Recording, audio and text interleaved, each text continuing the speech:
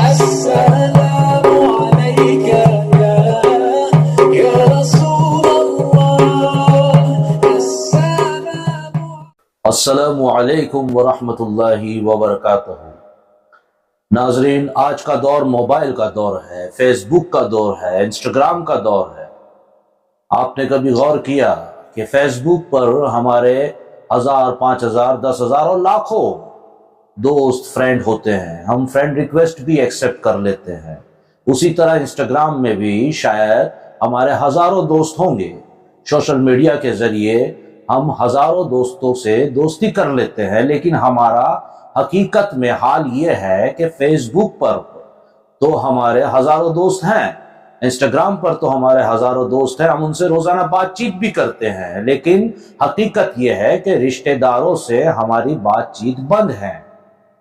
F B پر 5000 دوست ہیں، لیکن خاندان میں 25 لوگ تو دور کی بات، 5 لوگوں سے بھی ہم بات چیت بند کر کے بیٹھے ہیں، جبکہ اللہ اور اس کے رسول کے فرمان کے خلاف ہم کر رہے ہیں اور شریعت کے خلاف بھی کر رہے ہیں۔ آج کا موضوع اسی پر ہے کہ رشتہ داروں کے حقوق کیا ہوتے ہیں۔ میں آپ سے گزارش کروں گا ویڈیو پورا دیکھیے گا، اسکیپ مت کیجیے گا۔ تھوڑا بھی اسکیپ کیا تو آپ کچھ نہیں سمجھ پائیں گے۔ اسی لیے میں کہتا ہوں لمبے ویڈیو دیکھا کیجیے، کیونکہ شارٹ ویڈیو میں باتیں ادھوری ہوتی ہیں، جیسے ادھورا آدھا سچ۔ اسی طرح ہم یہ ویڈیو لمبا اس لیے بھی تھوڑا کر دیتے ہیں، ہم جانتے ہیں آپ بور ہو جاتے ہوں گے، لیکن لمبا تھوڑا ہو جاتا ہے ویڈیو، اس کے پیچھے مقاصد اور مقصد یہی ہے کہ ہم تفصیل سے آپ کو سمجھا سکیں۔ تو ہم اب آپ کے سامنے پیش کرتے ہیں رشتہ داروں کے حقوق، جس کے بارے میں نبی کریم صلی اللہ علیہ وسلم نے ہمیں حکم فرمایا۔ اللہ تعالیٰ نے قرآن شریف میں اور حضور نبی اکرم صلی اللہ علیہ وسلم نے حدیث شریف میں بار بار رشتہ داروں کے ساتھ احسان اور اچھے برتاؤ کا حکم فرمایا، لہٰذا ان لوگوں کے حقوق کو بھی ادا کرنا ہر مسلمان مرد و عورت پر ضروری ہے۔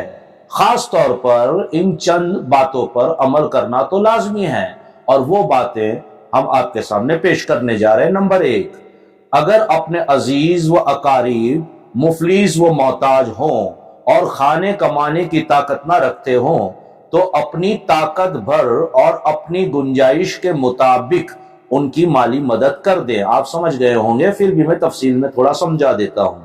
اگر اپنے عزیز و اقابر، عزیز اور اقابر کا مطلب اپنے پیارے اور اپنے قریبی جو رشتہ دار ہیں، اور جو مفلس ہے، غریب ہے، محتاج ہیں اور کھانے پینے کی طاقت نہ رکھتے ہوں، تو ہمیں چاہیے کہ ہم اپنی طاقت کے مطابق، اپنی گنجائش کے مطابق ان کی مدد کریں، ان کی ہیلپ کریں۔ نبی کریم صلی اللہ علیہ وسلم نے فرمایا، اور اللہ تبارک و تعالیٰ نے بھی قرآن مجید میں ہمیں اس بات کا حکم دیا ہے۔ نمبر 2، کبھی کبھی اپنے رشتہ داروں کے یہاں آتے جاتے بھی رہیں اور ان کی خوشی اور غمی میں ہمیشہ شریک رہیں۔ ہم بہت جگہ گھومتے ہیں، مال گھومتے ہیں، کہیں ہم لوناوالا چلے گئے، کہیں ہم دبئی چلے گئے، گھومنے کے لیے ہمارے پاس بہت سی چیزیں ہیں اور وقت بھی ہے، لیکن افسوس ہم اپنے ہی پڑوسی، یعنی اپنے ہی رشتہ دار جو ہمارے پڑوس میں ہوتے ہوں گے یا ہمارے کچھ 5-10 منٹ کے فاصلے پر ہوتے ہوں گے، شاید ہی ہم مہینے بھر میں ایک بار ملاقات کرتے ہوں گے، تو ایسا نہ کریں، یہ رشتہ داروں کے حقوق کے خلاف ہے۔ نبی کریم صلی اللہ علیہ وسلم کی حدیث کے مطابق کبھی کبھی اپنے رشتہ داروں کے یہاں آتے جاتے بھی رہیں اور ان کی خوشی اور غمی میں ہمیشہ شریک رہیں۔ اگر ان کے یہاں شادی ہے اور اللہ خیر کرے کوئی ایسی غمگین خبریں ہیں یا غمگین واردات ہو چکی ان کے گھر، تو ہمیشہ شانہ بشانہ ان کے ساتھ کھڑے رہیں۔ آگے تیسرا نمبر، خبردار ہرگز کبھی رشتہ داروں سے تعلق نہ توڑیں، معاف کیجیے گا، خبردار ہرگز کبھی رشتہ داروں سے تعلق نہ توڑیں، نہ کاٹیں۔ رشتہ داری کاٹ ڈالنے کا بہت بڑا گناہ ہے۔ رسول کریم صلی اللہ علیہ وسلم نے فرمایا ہے کہ لا يدخل الجنت قطعا، یعنی اپنے رشتہ داریوں سے تعلق ختم کرنے والا جنت میں داخل نہیں ہوگا۔ مشکات شریف کی یہ حدیث ہے، جلد 2 میں ہے اور پیج نمبر 419 یعنی 419 میں یہ حدیث درج ہے۔ اس کا مطلب آپ سمجھ گئے کہ رشتہ داروں سے تعلق نہ کاٹیں، بات چیت بند نہ کریں۔ یہ ہمارے معاشرے میں بھی ہے، اور آج کے زمانے میں شاید یہ عام ہو گیا ہے کہ کہیں ہمیں کچھ عزت کم مل گئی یا کوئی کسی نے کچھ کہہ دیا تو ہم چھوٹی چھوٹی باتوں میں قطع تعلق کر لیتے ہیں، اور ایسا کرنے پر نبی کریم صلی اللہ علیہ وسلم نے فرمایا کہ وہ ہرگز جنت میں داخل نہیں ہوگا بلکہ عذاب جہنم کا مرتب ہوگا، عذاب جہنم اس پر لازم کر دیا جائے گا۔ یہ حدیث کا مفہوم ہے۔ اگر رشتہ داروں کی طرف سے کوئی تکلیف بھی پہنچ جائے تو اس پر صبر کرنا۔ بہت سے رشتہ دار جان بوجھ کر کے ہم پر نکتہ چینی کرتے ہیں، ٹونٹ دیتے ہیں، یا کوئی اس طریقے کی کوئی تکلیف پہنچاتے ہیں، تو ہمیں چاہیے کہ ہم صبر کریں۔ دیکھو، میں نے اب پچھلے ویڈیو میں بھی آپ کو بتایا تھا، صبر و شکر یہ ایسی چیزیں ہیں کہ یہ وہیں کی جاتی ہے جہاں ہم نہیں کر پاتے ہیں، تب جا کے تو ثواب ملے گا، ہے نا، کہ صبر کرنا بہت یہاں مشکل ہے۔ وہاں اگر ہم نے صبر کر لیا تو یقیناً اللہ کی رضا بھی ہم حاصل کریں گے، اور اس کے نبی کریم صلی اللہ علیہ وسلم کی رضا بھی حاصل کر لیں گے، اور اس سے ہمیں برکتیں بھی حاصل ہوگی آگے۔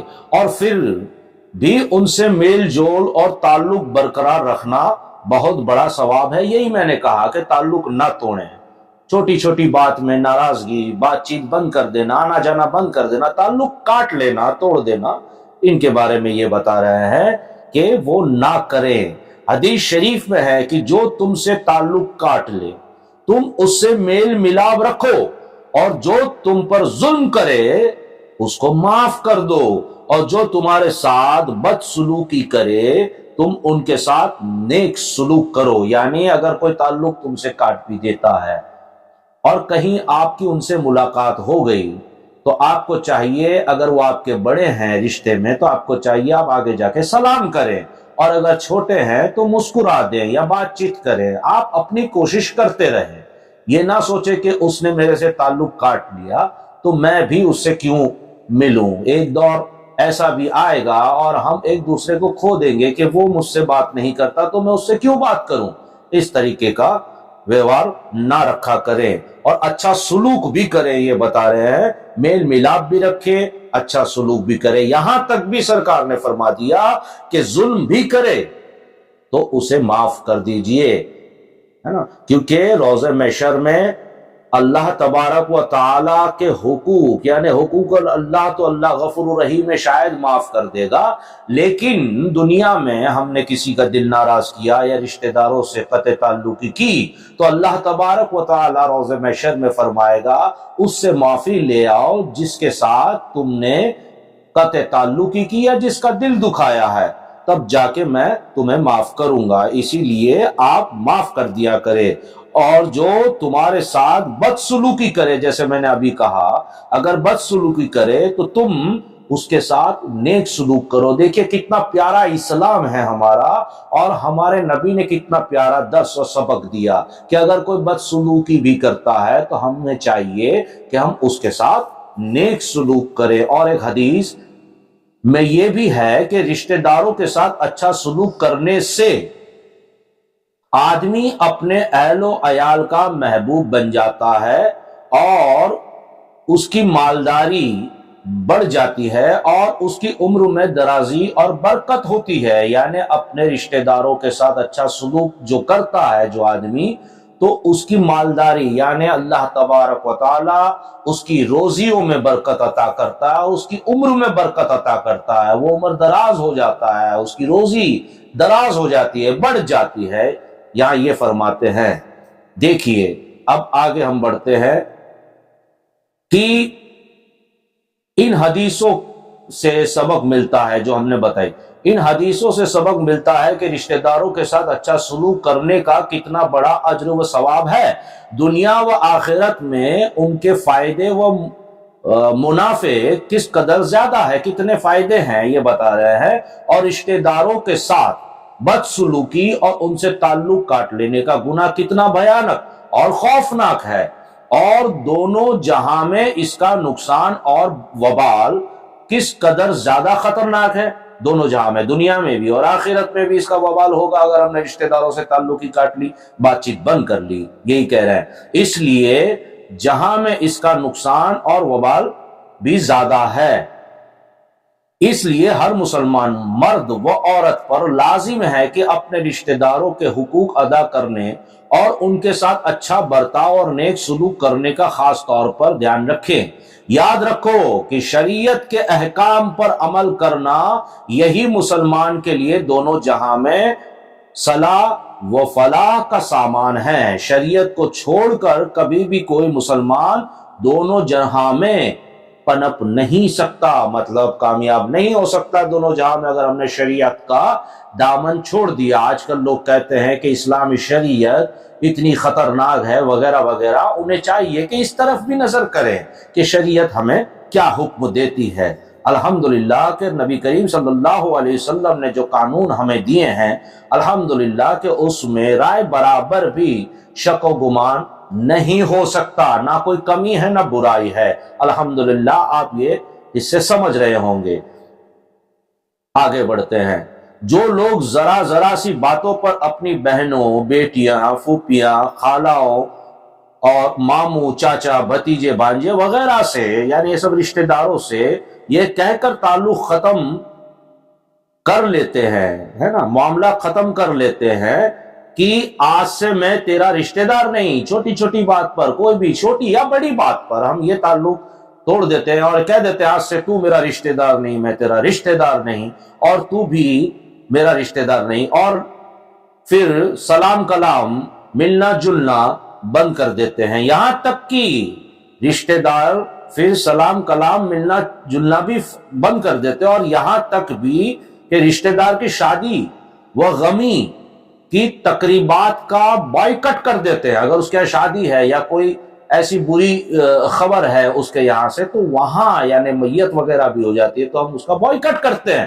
یہ ہمارا کردار نہیں ہے، اسلام ہمیں اس کی اجازت نہیں دیتا ہے، ہم بائیکٹ کر دیتے ہیں۔ حد تو یہ ہو گئی، دیکھیے آپ، حد تو یہ ہو گئی کہ بعض بد نصیب اپنے قریبی رشتہ داروں کے جنازے اور کفن دفن میں بھی شریک نہیں ہوتے، ہے نا۔ تو ان حدیثوں کی روشنی میں تم خود ہی فیصلہ کرو کہ یہ لوگ کتنے بڑے بدبخت، حرما نصیب اور گناہگار ہیں۔ اللہ تبارک و تعالی ہمیں اپنے رشتہ داروں کے ساتھ محبت اور پیار سے رہنے کی توفیق عطا فرمائے۔ دیکھیے آپ نے یہ سب سنا، اب آپ کے دل میں خیال آتا ہوگا کہ ہم قطع تعلق ہی نہیں کریں گے، اور کچھ رشتہ دار ایسے ہوتے ہیں کہ جان بوجھ کر کے ہمیں تکلیف دیا کرتے ہیں، اور ہمیں خطرہ ہوتا ہے کہ کہیں ہم سے ان سب چیزوں پہ عمل نہ ہو جائے، یعنی ہم اتنا تکلیف وہ دے رہا ہے، اتنا ستا رہا ہے، اتنا ذلیل کر رہا ہے، تو پھر کہیں ہم کوئی سٹیپ نہ لے لیں، اس سے قطع تعلق ہی نہ کرتے۔ تو ایسے صورتحال میں آپ دوری بنائے رکھیں، دوری بنائے رکھیں، لیکن اس سے بات چیت بند نہ کریں، اس کے ساتھ رحم کا سلوک کریں، معاف کرنا سیکھیے۔ اللہ کے نزدیک سب سے پیارا بندہ، اللہ کا محبوب وہ ہے، اللہ جس کو پسند کرتا ہے وہ بندہ وہ ہے جو بدلہ لینے کی طاقت رکھتا ہو اور معاف کر دے، ہے نا۔ یعنی طاقت تو ہے مجھ میں کہ میں بدلہ لے لوں، لیکن میں نے معاف کر دیا، وہ بندہ اللہ تبارک و تعالی کے نزدیک بڑا محبوب ہے۔ ویڈیو اچھا لگا ہو تو سبسکرائب بھی ضرور کریں، اور سبسکرائب کر چکے ہیں تو لائک شیئر بھی کریں، اور خصوصاً کامنٹ ضرور دیں۔ السلام علیکم ورحمۃ اللہ وبرکاتہ۔